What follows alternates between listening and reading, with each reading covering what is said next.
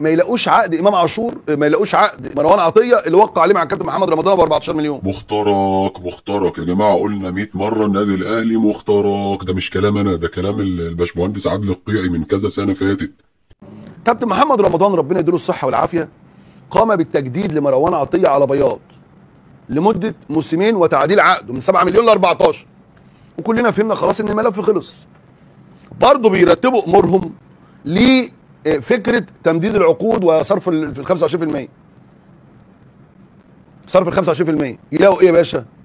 ما يلاقوش عقد امام عاشور، ما يلاقوش عقد مروان عطيه اللي وقع عليه مع الكابتن محمد رمضان ب 14 مليون، واللي اللعيب وفقا لتاكيدات الكابتن محمد رمضان ربنا يديله الصحه والعافيه مضى على بياض وهم حطوا له الفلوس. دي بشاير بس الكابتن بلنتيزو، دي بشاير بس، بشاير كده يعني. اول ما جه ما شاء الله وسام في مروان في امام، عارف يعني ايه نادي بحجم النادي الاهلي يتسرق منه او يختفي من عنده عقد لاعب لسه مجدد؟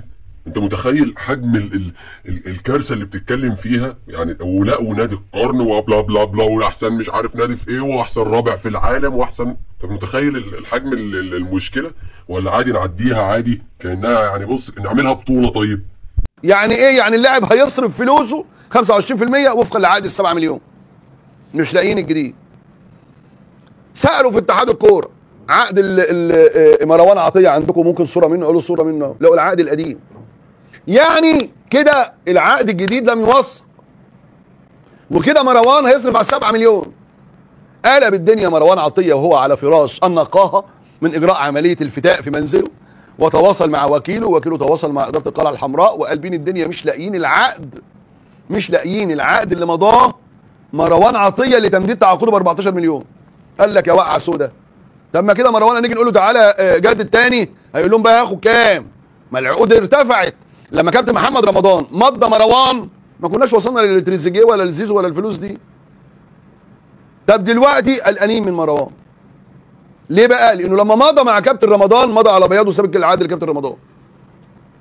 مش لاقيين العقد وما توثقش العقد وما راحش اتحاد الكوره ومش عند الدكتور عادل اسمه عبد الله رشدي بتاع العقود، ولا عند الدكتور سعد الشلبي مدير عام النادي. فالدنيا مش عارفين العقد فين.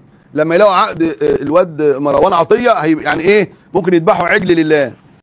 طب يا باشا يعني معلش في الكلمه، يعني هو احسن؟ يعني زيزو احسن منه ولا تريزيجيه احسن منه؟ يعني ده هو اقدم منهم هما الاثنين في الفتره الاخيره. طبعا هو تريزيجيه ابن الاهلي ماشي احنا عارفين، اقدم من زيزو على الاقل.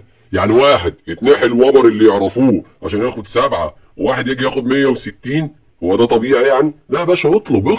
بص يا مروان، انت دلوقتي جات لك فرصتك يا حبيبي، معاك مثلا من 100 وطالع 150 تبقى انت اكرمتهم في 11 مليون فرق بينك وبين كابتن بيزو.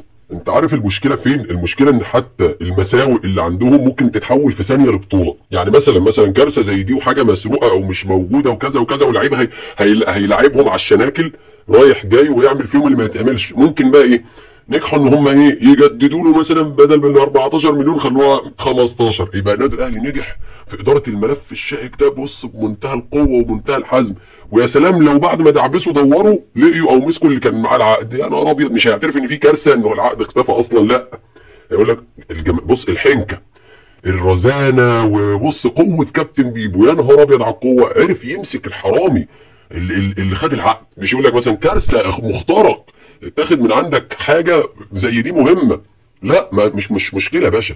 نادي القرن بيتعرف لما بيدير ازماته. اي نادي في الدنيا بتسرق العقود بتاعت لعيبته عادي، مش هعترف بمشكله، لا المهم ان انا اطلع منها بطوله. شوف اي بطوله وهميه الحقني ببطوله، مش قادر صدري مخنوق يعني. والله العظيم ربنا يكون في عون اي زملكاوي في البلد دي بينافس الناس دي. والله احنا لينا يعني بص لينا ربنا حاجه في منتهى العبث بنقابلها، ومع ذلك شايفين نفسهم احسن ناس على الهري ده كله، على اللي بيحصل. يعني دلوقتي عندك مشكله لزيزو، مشكله قصدي لوسام، عندك مشكله لامام، عندك مشكله لمروان عطيه، وادي حمدي فتحي سابهم راح قطر، ومن قطر هيرجع على بيراميدز، عندك مشكله لاحمد عبد القادر، وعندك مشكله للكولر اللي بيقبض وهو قاعد في بيته. كل البلاوي دي ممكن في الاخر يطلع لك منها بطوله. بص النادي الاهلي بيدير كام ازمه، بص طالع منهم بيعمل ايه. بص حجم النادي، بص كابتن بيبو. بص شوف كولر اول ما شاف كابتن بيبو عمل ايه. بص يعني شوف بقى ايه، شوف كابتن زيزو وقع على بياض، شوف مش عارف احمد عبد القادر رجله مش مطوعه يخش الزمالك عيني ليه؟ عشان كابتن بيبو رفع سماعه التليفون عليه. يا جماعه انزلوا على الارض انزلوا على الارض، شوفوا الواقع بيقول ايه. الواقع البحر فيه قواقع احنا عارفين، بس لا انا بتكلم بقى في الكوره. بص بقى في الواقع بتاع الكوره الدنيا ماشيه ازاي. انت خربت الدنيا على نفسك قبل ما تكون علينا. لم بقى يا باشا، لما حضرت العفريت اصرفه بقى، شوف هتصرفه ازاي.